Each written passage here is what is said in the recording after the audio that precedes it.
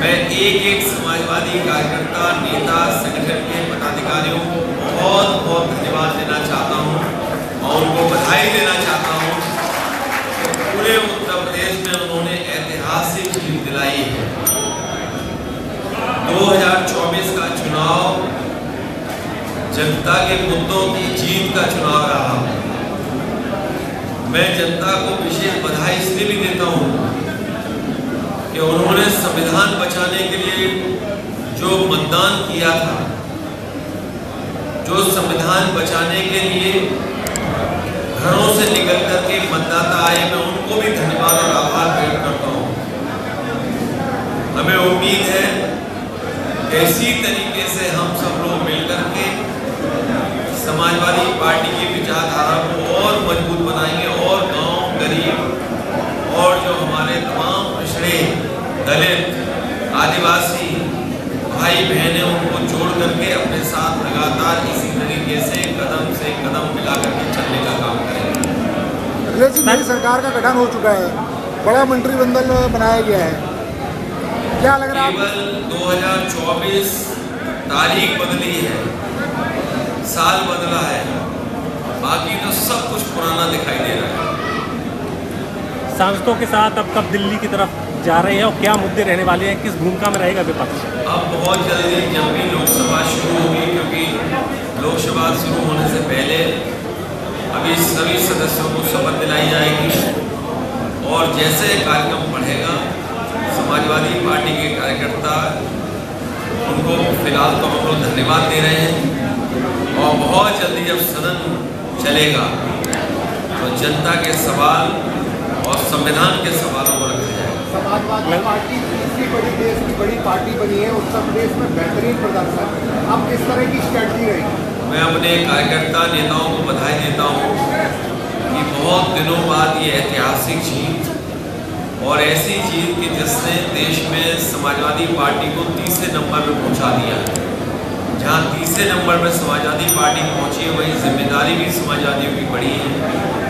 जो सिद्धांत डॉक्टर राममनोहर लोहिया जी ने दिया, जिन सिद्धांतों को लेकर के बाबा साहब भीमराव अम्बेडकर जी ने लगातार जीवन भर काम किया, नेताजी ने जो संघर्ष किया, उस रास्ते पे हम सब लोग चलेंगे और कोशिश रहेगी कि समाजवादी पार्टी उत्तर प्रदेश में इसी तरीके से और मजबूत बनी रहे। करहल सीट से आप विधायक हैं, लगातार चर्चा चल रही है।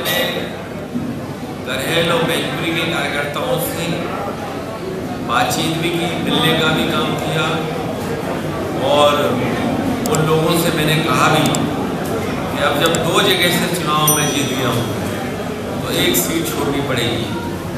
तो बहुत जल्दी में विधानसभा में अपना जो हमें सीट छोड़नी है उसकी जानकारी दे देंगे। आपकी सीट छोड़ने के बाद विपक्ष क्या नेता के तौर पे किसको अभी आगे लाने का? नेता प्रतिपक्ष वो हम लोग तय कर लेंगे। फैसला यही हो कि जिससे पार्टी को और मजबूती मिले, पार्टी का और वोट बढ़े। सर, सरकार बनी है, योगी सरकार ने रोजगार के लिए वैकेंसियां निकाल दी, किस तरह के देखते हैं?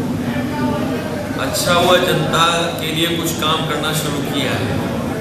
मुझे उम्मीद है कि अग्निवीर व्यवस्था भी खत्म होगी, दिल्ली की सरकार ये फैसला लेगी और साथ ही साथ जो सरकारी नौकरियां जो भरी नहीं गई हैं उनको भरा जाएगा और जो आरक्षण है उसका भी पूरी तरीके से पालन होगा। मंत्रिमंडल का विस्तार हुआ, लगातार वही कुछ पद रहे हैं, लेकिन उसमें ये देखा गया सब जातियों को मिला, लेकिन मुस्लिम समाज को अभी भी कुछ नहीं दिया गया। तो कोई उनका सवाल वो नहीं है किसको दिया गया, वो किसी को देगी नहीं सरकार कुछ।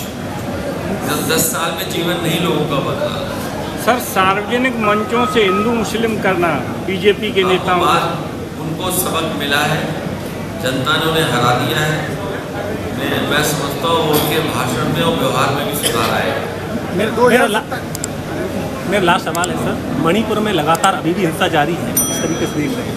मणिपुर को और मणिपुर की जनता के लिए सुरक्षा और उनके तमाम अधिकारों और उनके जो अधिकार हैं उसके लिए सरकार को सबसे पहले कदम उठाना चाहिए।